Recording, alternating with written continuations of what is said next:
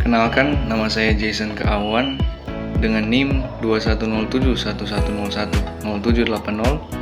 Kali ini saya akan mempresentasikan tugas untuk memenuhi nilai UAS dengan mata kuliah Sistem Hukum Negara Kawasan Pasifik dengan materi laporan persidangan perkara pidana di Pengadilan Negeri Manado. Yang pertama, kita langsung masuk saja dalam ketentuan umum dalam persidangan perkara pidana. Hukum acara pidana adalah hukum yang mengatur bagaimana melaksanakan hukum pidana material atau hukum yang mengatur bagaimana ditaatinya hukum pidana material. Dalam hukum acara pidana, ketentuan umum dalam persidangan perkara pidana meliputi berbagai aspek yang mengatur proses persidangan dari awal hingga akhir. Berikut adalah beberapa poin penting mengenai ketentuan umum tersebut. Yang pertama ialah prinsip keterbukaan, yang kedua prinsip adversarial, yang ketiga hak terdakwa, keempat peran hakim, kelima penyampaian bukti, keenam prosedur persidangan, yang ketujuh putusan pengadilan, kedelapan upaya hukum, dan yang kesembilan perlindungan korban. Kemudian hubungan persidangan perkara pidana dengan sistem hukum civil law. Sistem hukum civil law memiliki karakteristik yang mempengaruhi jalannya persidangan perkara pidana. Dalam sistem ini, sumber hukum utama adalah peraturan perundang-undangan yang ditetapkan oleh pemerintah. Peran hakim dalam sistem civil law juga unik, di mana mereka memiliki otoritas untuk melakukan penyelidikan menyeluruh dan berinteraksi langsung dengan pihak-pihak yang terlibat dalam kasus.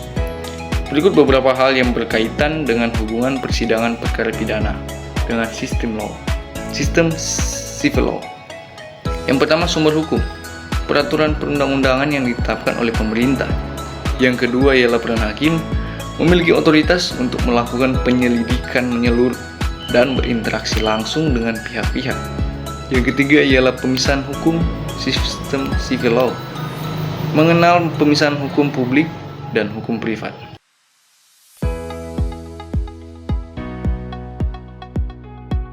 Yang kemudian ialah pengamatan kami di persidangan di Pengadilan Negeri Manado. Pada tanggal 10 Oktober 2024, kami melakukan pengamatan persidangan perkara pidana di Pengadilan Negeri Manado.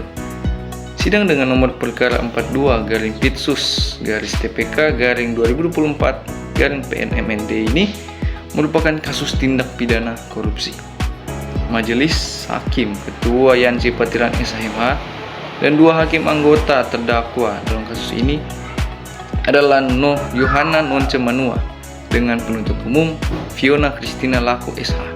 Agenda sidang kali ini adalah tanggapan penuntut umum atas keberatan terdakwa dari penasihat dan penasihat hukum terdakwa. Terdakwa hadir bersama tim penasihat hukum yang terdiri dari 2 orang. Kemudian jalannya persidangan. Hakim membuka sesi dengan memberikan kesempatan kepada penuntut umum untuk mengajukan tanggapan atas eksepsi atau keberatan terdakwa dan penasihat hukum terdakwa pada sidang sebelumnya. Penuntut umum menyatakan bahwa terdakwa bertele-tele dalam mengajukan keberatannya. Penuntut umum juga menanggapi keberatan penasihat hukum terdakwa, menyatakan bahwa keberatan tersebut tidak berlandaskan hukum yang jelas, eksepsinya kabur dan sangat bertele-tele. Penuntut umum menutup tanggapannya dengan menuntut terdakwa dengan pasal 3 dan 4 Undang-Undang Nomor 8 Tahun 2010 tentang pencegahan pemberantasan tindak pidana pencucian uang atau TPPU dengan pidana penjara selama 14 tahun dan denda 200 juta rupiah serta ganti rugi terhadap negara sebesar 59 miliar rupiah.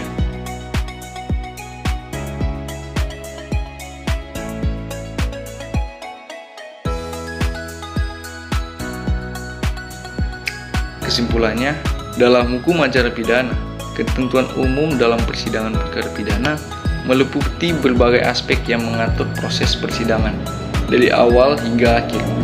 Ketentuan umumnya antara lain prinsip keterbukaan, prinsip adversarial, hak terdakwa, peran hakim, penyampaian bukti, prosedur persidangan, putusan pengadilan, upaya hukum, dan perlindungan korban.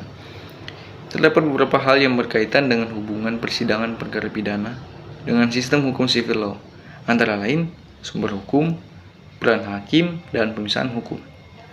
Dalam kasus perkara pidana ini, dapat kami simpulkan bahwa penuntut umum telah memberikan tuntutan hukuman pidana yang sudah cukup baik.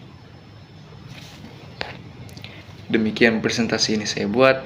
Terima kasih.